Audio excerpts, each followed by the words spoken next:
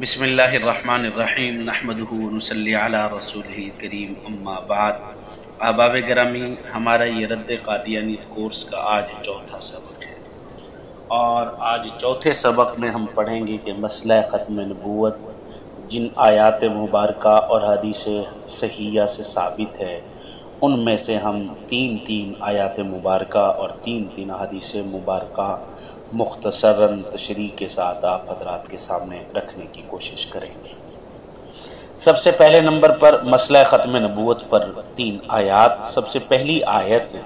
قُلْ يَا أَيُّهَا النَّاسِ إِنِّي رَسُولُ اللَّهِ إِلَيْكُمْ جَمِيعًا، فرما دیجئے اے لوگو، میں تم سب کی طرف سے اللہ کا رسول، میں تم سب کی طرف اللہ کا رسول ہوں۔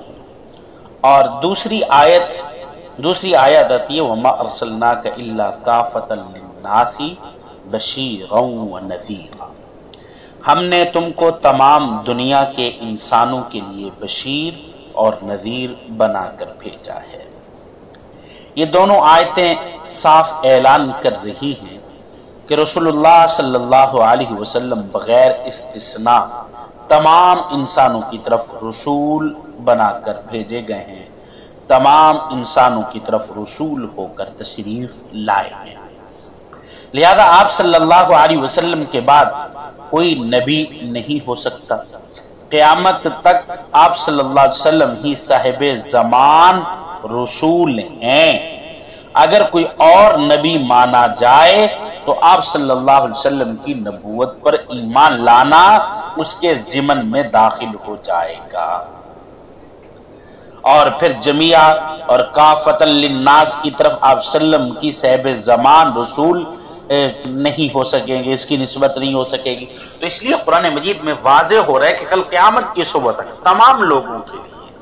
الیکم جمیعا بھی کہا گیا اور کافۃ للناس بھی کہا گیا ہے کہ تمام لوگوں کے لیے آپ صلی اللہ علیہ وسلم رسول بنا کر بھیجے گئے ہیں، نبی بنا کر بھیجے گئے ہیں۔ آپ صاحب الزمان نبی ہیں، آپ کے بعد پوری دنیا میں کہیں بھی کوئی نبی کل قیامت کی صبح تک نہیں آ سکتا۔ آگے فرمایا کہ تیسری آیت ہے اِنَّا نَحْنُ نَزَّلْنَا الذِّكْرَ وَإِنَّا لَهُ لَحَافِظُونَ، بے شک ہم نے قرآن مجید نازل فرمایا اور ہم ہی اس کی حفاظت کریں گے۔ اس آیت میں اللہ رب العزت نے وعدہ فرمایا کہ ہم خود قرآن مجید کی حفاظت کریں گے، یعنی محرفین کی تحریف سے اس کو بچا کے رکھیں گے، اس کے حروف، نقطہ اور اس کے احکام میں کمی بیشی نہیں ہوگی، اس کے بعد اسے منسوخ کرنے والی کوئی شریعت نہیں ہوگی۔ اس سے ظاہر ہے کہ حضور اکرم صلی اللہ علیہ وسلم کے بعد کسی قسم کا کوئی نبی نہیں آئے گا،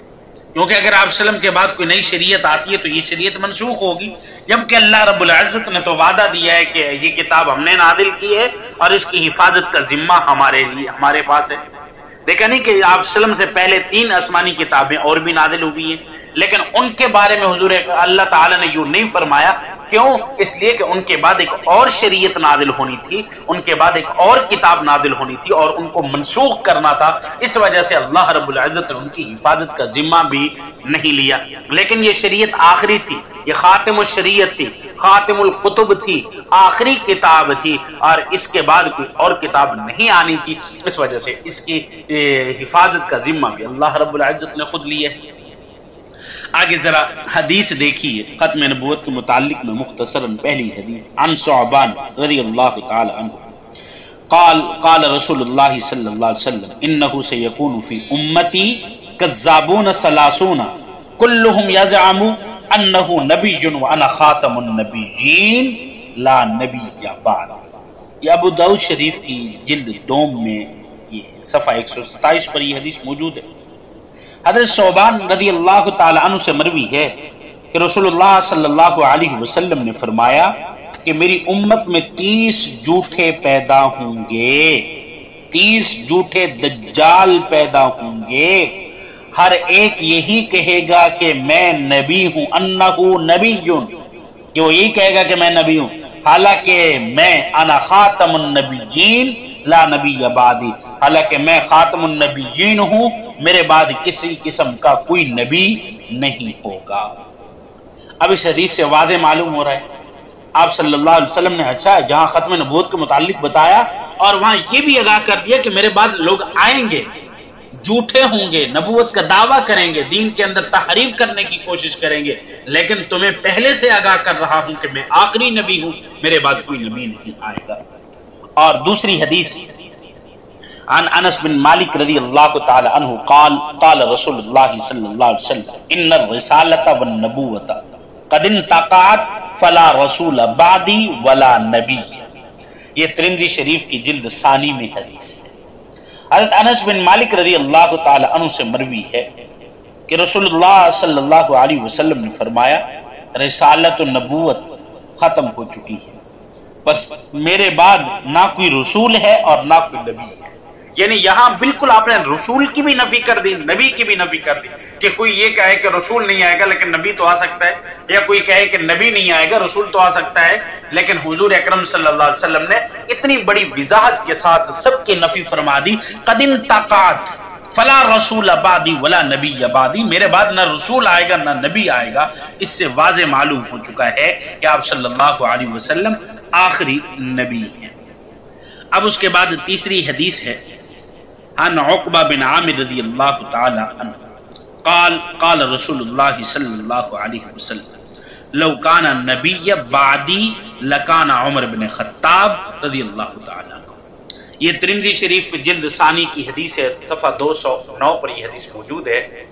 اب حضرت عقبہ بن عامر رضی اللہ تعالی عنہ سے مروی ہے کہ رسول اللہ صلی اللہ علیہ وسلم نے فرمایا کہ اگر میرے بعد کوئی نبی ہوتا تو عمر بن خطاب ہوتے۔ اب ان تینوں حدیثوں سے یہ بات صاف ظاہر ہے کہ حضور اکرم صلی اللہ علیہ وسلم کے بعد کوئی نبی نہیں ہو سکتا۔ تو اس لیے اب جب آپ کے بعد کوئی دعویٰ کرے تو وہ جھوٹا، لعین اور مردود ہوگا، اور اس کی اتباع کرنا اپنے آپ کو جہنم میں اور دائرہ اسلام سے خارج کرنے کے حکم میں ہے۔ اللہ رب العزت ہمیں نیک اعمال کرنے کی توفیق عطا فرمائے۔ وآخر دعوانا الحمدللہ رب العالمین۔